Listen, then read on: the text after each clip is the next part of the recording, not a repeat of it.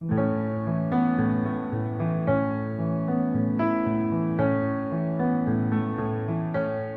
my name's Tom Walker. Welcome to That'll Be the Day. In this podcast, I'm going to be talking to a visually impaired probation officer who, by her own admission, is a stubborn old mule. But before we hear from Gill Wake, if you like the music at the start of this podcast, it's a track called That'll Be the Day by the Liverpool band The Vow. And as always at the end of my podcasts, I'll be featuring a track by the band. To find out which one it is, stay tuned. Gill Wake and I have a couple of things in common. Not only did we attend the same primary school, the Royal School for the Blind in Liverpool, but we have also worked with seriously dangerous offenders. In my case, in Old Course Prison in Liverpool, and in Gill's, as a probation officer for over 32 years. And as you might imagine, Gill has strong views on the challenges we visually impaired people face in the workplace. She also has a wealth of experience and stories to share. And there's a couple of very funny anecdotes in there too. I met Gill a couple of weeks ago at her home in Hoylake, near Liverpool. I'm sitting with Gill Wake in one of her lounges. She has two, I think. And there's a cat and a retired guide dog here with us as well. So if you hear any extraneous noises, it will be them, I'm absolutely certain. Gill, we've known each other for a very long time. We have indeed. I think it was probably about 8 when I first met you. Wavertree Blind School. Yeah. I was sitting in what they called the little ones, and I remember you coming in. I remember the classroom I was in, and trying to get to grips with learning Braille. That's my sort of earliest memories. My main memories of meeting you was fighting with you in the playground. I can't believe that. Well, we parted company at 11 before we share any more embarrassing memories. You went to Chorleywood, yeah, and I went to Worcester College for the Blind. And you're now a probation officer. When did you first decide that you wanted to become a probation officer? Was it at Chorleywood, or did you have bigger, grander plans? I think it's kind of started then. I remember sitting with the head teacher and her going through the 5 top jobs for blind people and saying probation wasn't on that list. And I thought, right, so I'm not going to do any of those 5 jobs. I'm going to do something else. And I said to her, what about probation? And she said, oh, there's only one person that's ever done it in this country. And I said, well, it's no reason for me not to do it. So I then went to uni, went on a placement, and just met someone who was actually a manager in the city centre, and thought, you know what, this is dead interesting. Then when in my 3rd year at uni, I moved into my own accommodation near Sefton Park, and one of the neighbours was a probation officer, so it was kind of meant to be. At least that's how it felt. So I started volunteering at the local office, then spent another 12 months working in victim support, which was really interesting because that gives you the other side of the coin, really, seeing the victims rather than the offenders. Then went off and did the training programme. Can you remember the 5 jobs that you were told you could go for at Chorleywood? Because at Worcester College for the Blind, I think it was computer programming, teaching, or the law. We didn't actually have, the law wasn't included. It was definitely teaching, social work, telephony, good old days, yeah, computer programming, and I don't know what the 5th one was actually. So you were at Liverpool University. What did you study? Was it sociology? Yeah, sociology with a bit of psychology, yeah. And then after that, did you actually do a formal qualification then in probation, or was the work experience and the volunteering sufficient? Well, it took me 3 years to get onto the training programme, so I was out of work for a year, feeling really sorry for myself. Then I went into victim support, which in those days was like a government-sponsored scheme in Liverpool 8, which really was an eye-opener for me. I used to get lads who were also on the scheme coming in trying to sell me stolen jewellery. And obviously I'm going out to see victims who've had the jewellery stolen. People are coming in trying to sell me the stuff. So that was quite interesting. Then I had another year of unemployment, and then I applied. I think it took me 2 attempts to get onto the social work training course. So in those days it was the post-grad course I did, a 12-month one, and they just kind of added on another module of criminal justice for probation. So what was your first job once you'd qualified? Right, once I qualified, I actually, the chief probation officer who offered me the job, we all started on the same day, because in those days he liked the intake to all start at the same time, and you used to have to go in the courts at the beginning to sort of cut your teeth. But because Liverpool Magistrates Court was so inaccessible, they decided that I could sit at home on full pay for 8 weeks while they found me a place, which was brilliant, actually. So yeah, they sent me to Liverpool 8 to work in the office there, just supervising a variety of cases. And again, that was a real tough start to the job for me. Within about 3 months, we had to move out of the office because it was declared unfit. It's cracking and collapsing. So I then had to go to like 3 or 4 different locations and still try and supervise the same people. So I found that quite difficult. One stage, we were supervising people in a school that was being converted while we were actually using it into a probation office. I think my lowest point was sitting on a bag of cement trying to challenge someone about their offending behaviour with all these workmen. I was thinking, oh God, those are the days. You've talked about supervising cases. I think for people who don't know or maybe have a hazy idea of what probation is, tell us what the job actually entails. What is the day-to-day work of a probation officer? Okay, well, there are different types of specialisms. The generic probation officer will supervise people in the community and linking with people who are serving prison sentences who will be coming out with some kind of supervision period.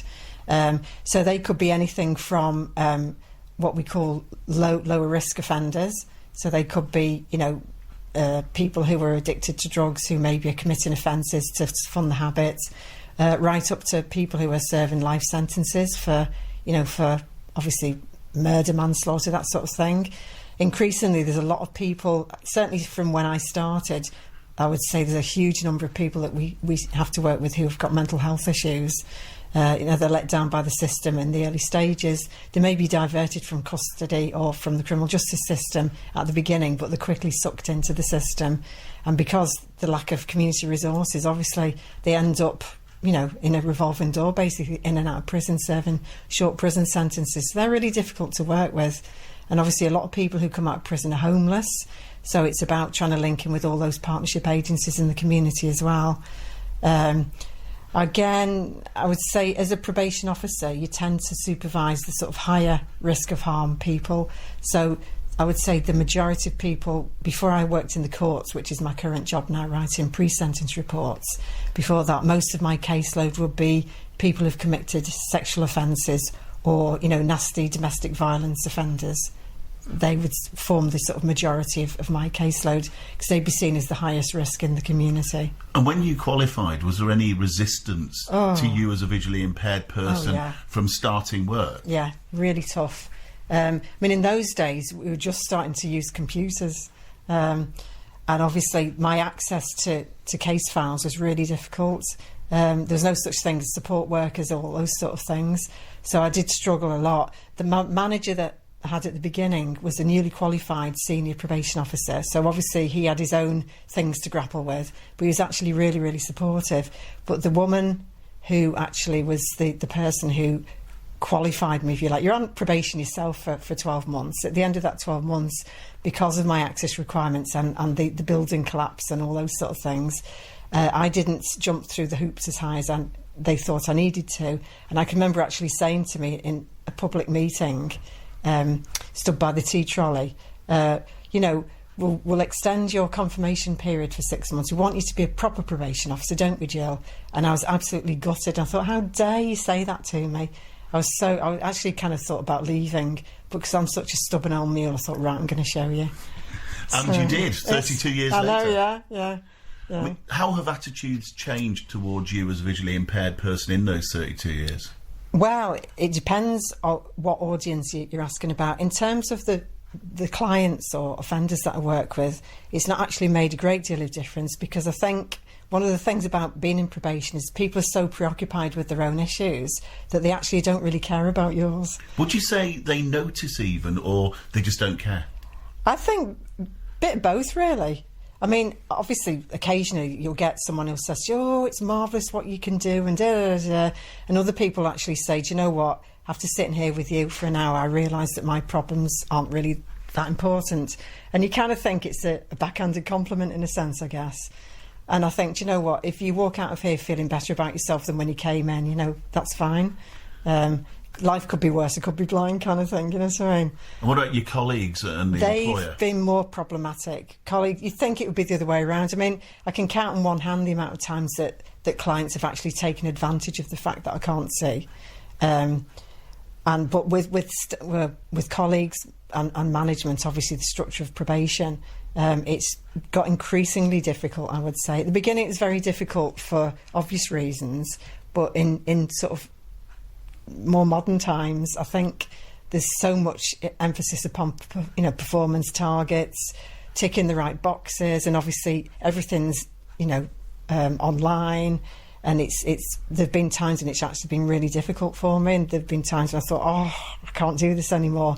But in the last few years, I've had really good support workers, and probation actually, instead of for years and years, they were digging their heels in and didn't want to sort of get directly involved in that. But in the last few years, they've actually financed the support worker themselves. So I've not had any involvement with access to work, which is such a relief.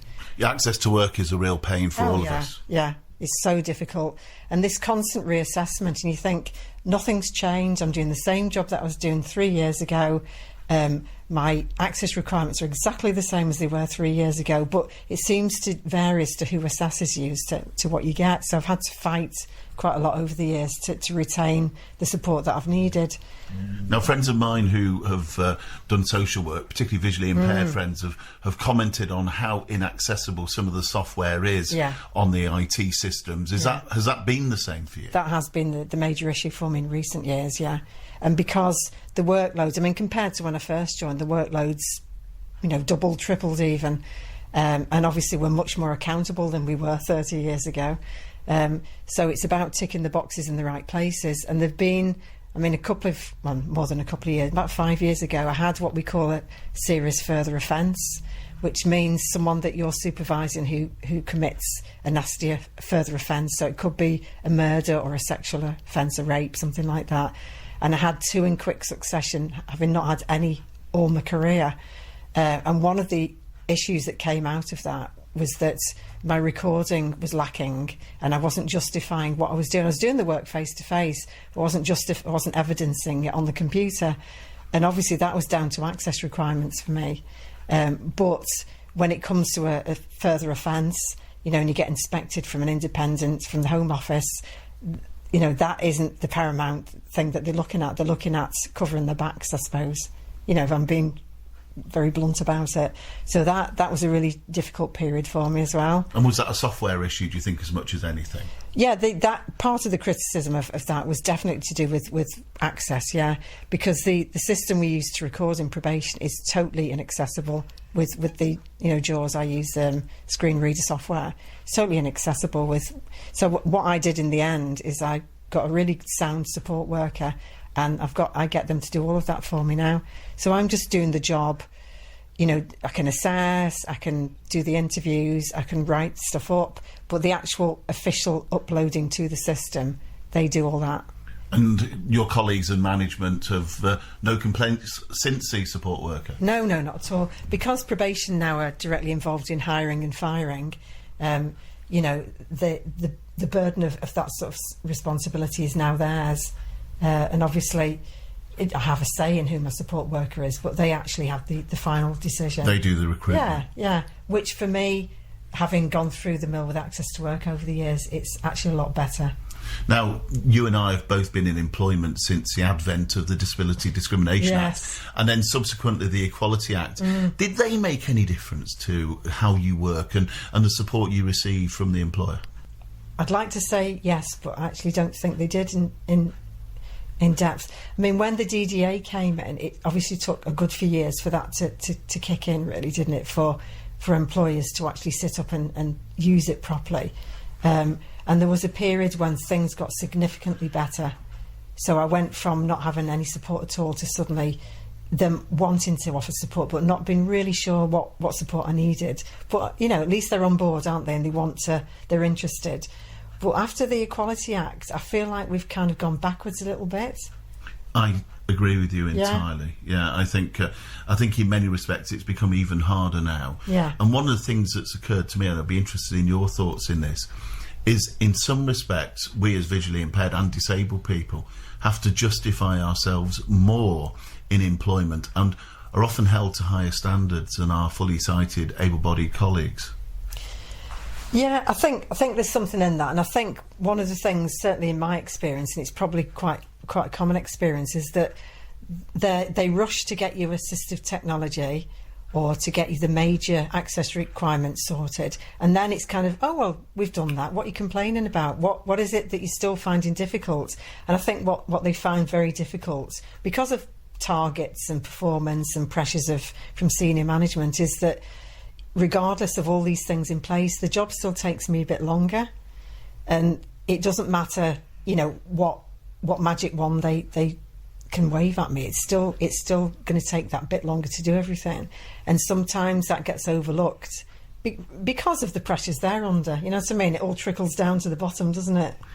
Yes, it's usually the most junior member of staff who ends up copping for any mistakes, isn't it? In any organisation, quite That's honestly. Right. Yeah. Now, one of the other things we've got in common, as well as having attended Wavertree Blind School, is that we've both worked with serious offenders. I did some work in Alt Course, and I was interested to know how you feel when you're sitting there in front of somebody who's committed a serious offence. Because when I was doing some work in Alt Course, I was sitting in a room on my own with armed robbers and people who'd done all sorts of stuff, and nobody told me where the emergency button was or anything like that. I just kind of sat there, and I'm not complaining about that because I enjoyed the work, but I was wondering how you felt, not only as a visually impaired person but as a woman.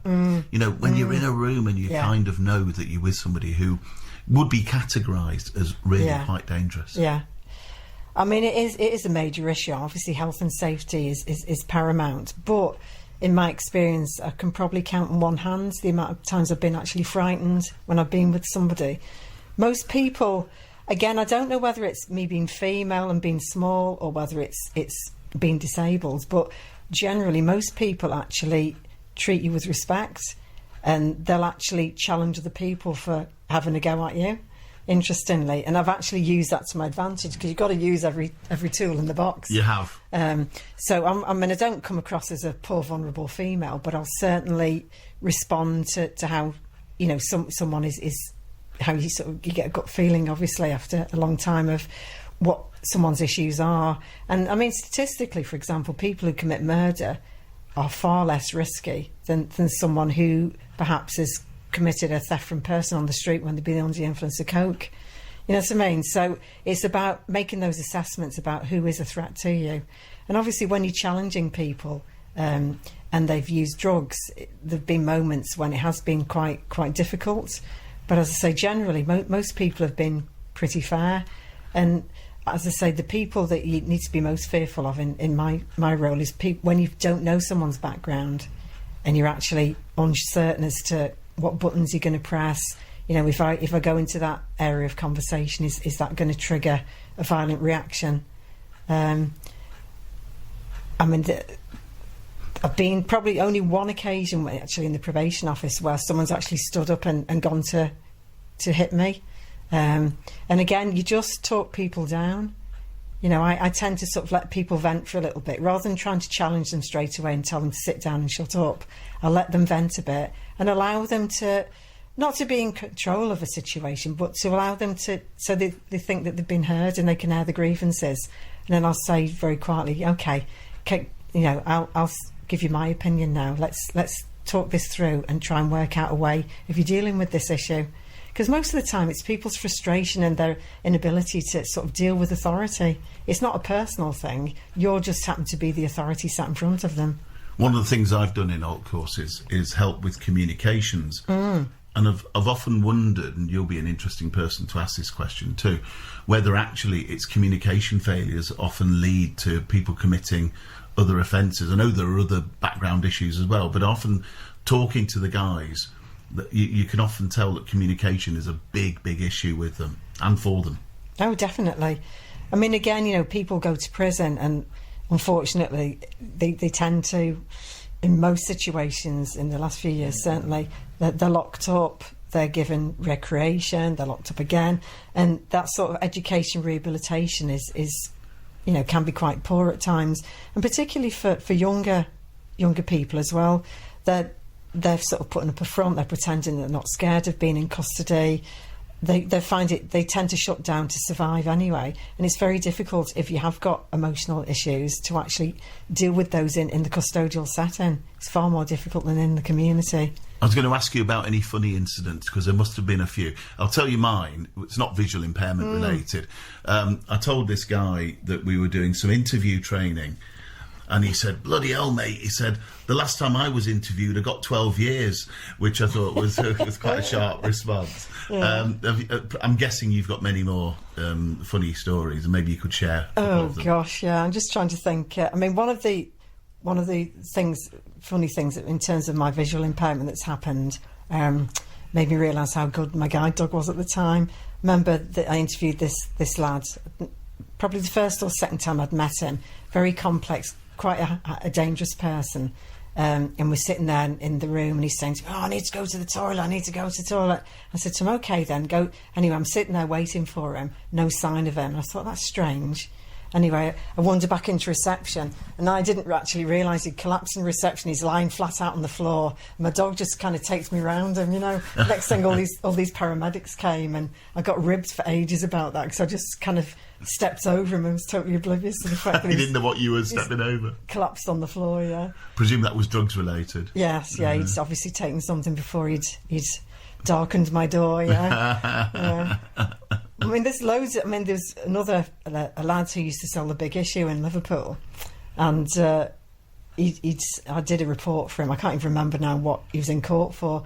And every time I walked past him for about 12 months, he used to go, "That's my probation officer. She did a really good report for me." I think, why tell the whole shopping community in Liverpool? You'd think he'd be ashamed, I guess he felt he had nothing to lose, or maybe just wanted to thank you. Yeah, well, that's true, yeah. And then another Big Issue seller always used to try and give me £1 when I walked past him as well. That's quite funny. You kept him out of prison. Yeah, I know, yeah.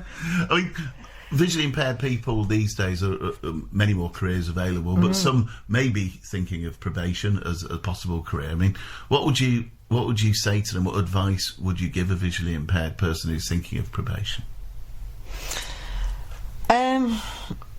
I think at the moment, going into probation at the moment, it's probably more stressful for other reasons rather than just having access requirements.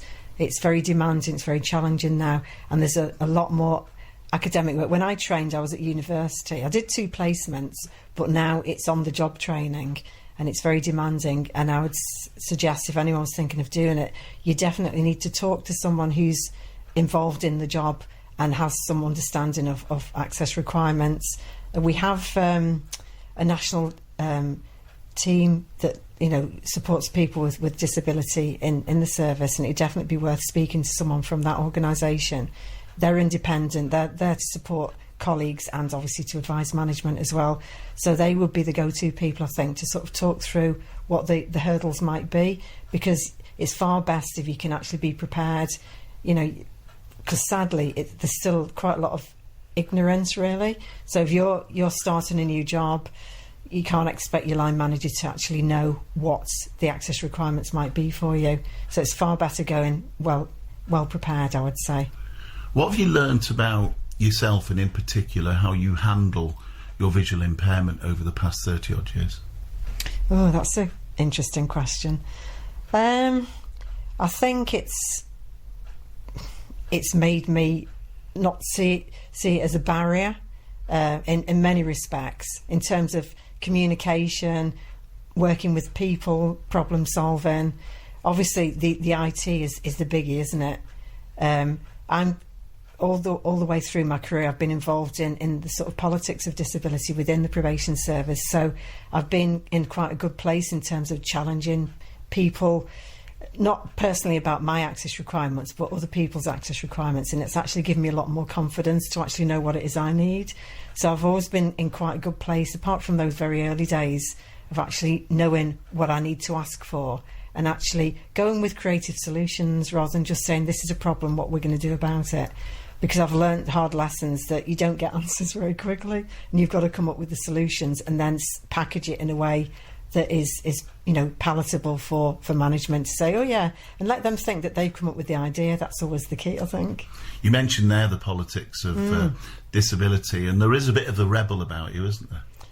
Yeah, I'm a stubborn old mule, and if someone says you can't do that, I'll make bloody well sure that I do it. Is that compatible, though, with being a probation officer? Because I always imagine probation officers are pillars of the establishment, They wouldn't do anything wrong, they wouldn't challenge anything. Go on, disabuse me. Well, I think you have got to be really determined, and you've got to be very thick-skinned, because obviously all the people I work with don't want to work with me. So, it's not a job for do-gooders, really. As I say, maybe at the beginning when I first joined probation, there was some of that. There's still a lot of welfare emphasis, but these days that's all evaporated. I won't go down that road. Don't get me started. But the job isn't what I went in to do. So I think there's very little positive reward. So you have got to be pretty tough and pretty resilient. Great. I think we covered everything I want to cover there. Kept you talking for quite a while. We've had the dog snoring there in the background. Put him to sleep. He's gone to sleep. I hope the people listening to this don't fall asleep. So do I. Well, Gill, thank you very much indeed. Thank you. Thank you for talking to me, Tom. OK, to the music. Well, having just spoken to a probation officer who keeps the wheels of justice turning, there could only be one vow track, couldn't there? Wheels within wheels. He calls and you hear while you stare. He steals and then talks in terms of salvation. All in good time, all in good taste. And now your broken sets in motion. Wheels within wheels, wheels within wheels, wheels within wheels, wheels within wheels. We know, and you're so young. Come on, come on. You say you need a friend to keep your peace of mind better to the end. Come on down, come on down to the bottomless pit of my heart, to the murky depths of my soul. I'm asking you to give me a start. I'm telling you to let us go.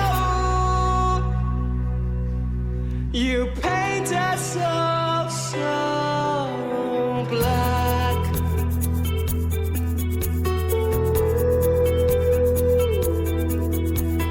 He smiles, we all laugh. That smile, it's like a photograph. And we talk when we are told to. Talk in good faith, all in good taste. The constant winding, binding, grinding, wheels within wheels, wheels within wheels, wheels within wheels, wheels within wheels. We know, and you're so young. Come on, come on. You say nobody cares, but they